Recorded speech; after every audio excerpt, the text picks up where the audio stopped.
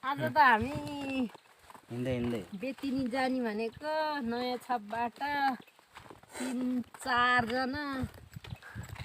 त्यही भएर अब कति बज्यो हो निस्क्यो। अब भरे कति बेला पुग्ने हो।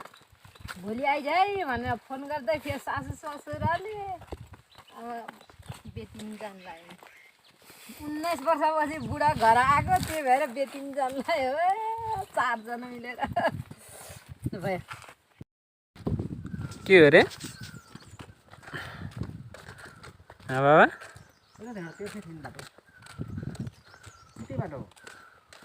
त्योभन्दा 20 वर्ष अगाडि है।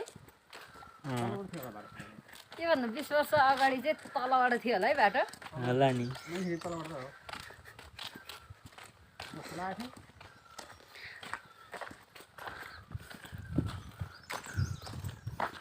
अब यति वर्षसम्म त घर आइरहेको के गर्नु। यति वर्षमा त घर आयो। गाडी त आइरह हामीलाई लान्न कि। हामी बेतिनी जानु लागेको है।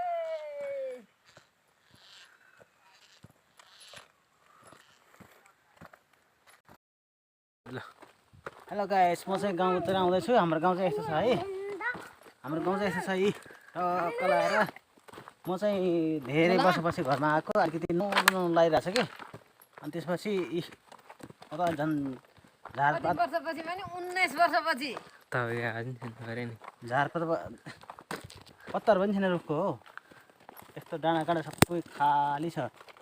आमा गाँठे यता पनि देखायो त। देखा उता देखा बिस्तारै देखा। धेरै नदौडिकन बिस्तारै किन देखाउनु पर्छ। दौडेर देखाउनु पर्दैन। कतितिर आँखु खर दौडिरहेको छ गरम लाएर। दौडिरहेको छ कस्तो उठ्यो अहिले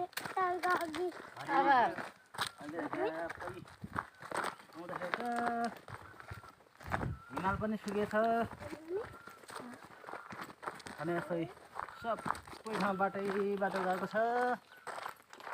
हेर्नुहोस् है गाइस, यस्तो चाहिँ धेरै वर्षपछि आउँदाखेरि यस्तो देखिनेछ आफ्नो गाउँ पनि। म चाहिँ दुईटा छोरा र बुढालाई 19 वर्षपछि लिएर हिँड्दैछु बेतिनी डाँडामा। हामीले बल्ल म पनि गाउँ जाँदैछु अहिले त। उनीहरू आएर बल्ल गाउँ जाँदैछु।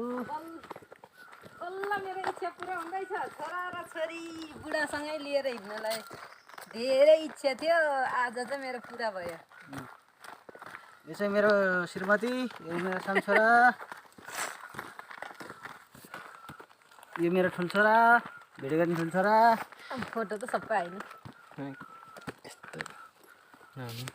यो चाहिँ मेरो ठुल्छोरा है नि। फोटो सबै आयो त। ए गाजी, हामी चाहिँ यसरी हिँड्दैछ है। टक्क लगाएर यसरी हिँड्दैछ है। हेर्नुहोस् गाउँघर भनेको यस्तै रहेछ है। धेरै वर्षपछि आउँदाखेरि यस्तो हुनेछ। चाँडै गाउँबाट के अरे सहर उता विदेशबाट फर्किनु। म त धेरै समयपछि लाएर फर्केको त्यही भएर यस्तो देखिन्छ। अब तपाईँहरू चाहिँ चाँडै फर्किनु होला आफ्नो घर परिवार देखेर सम्झेर। त्यही भन्न चाहन्छु। अरू के भन्नु, तपाईँहरूलाई सन्देश नै छ है मेरो। बाबाले ल्याएको झोरा चाहिँ छोराले बोकेर आउँदैछ। चस्मा लाउनु त, चस्मा आँखा रातो भयो।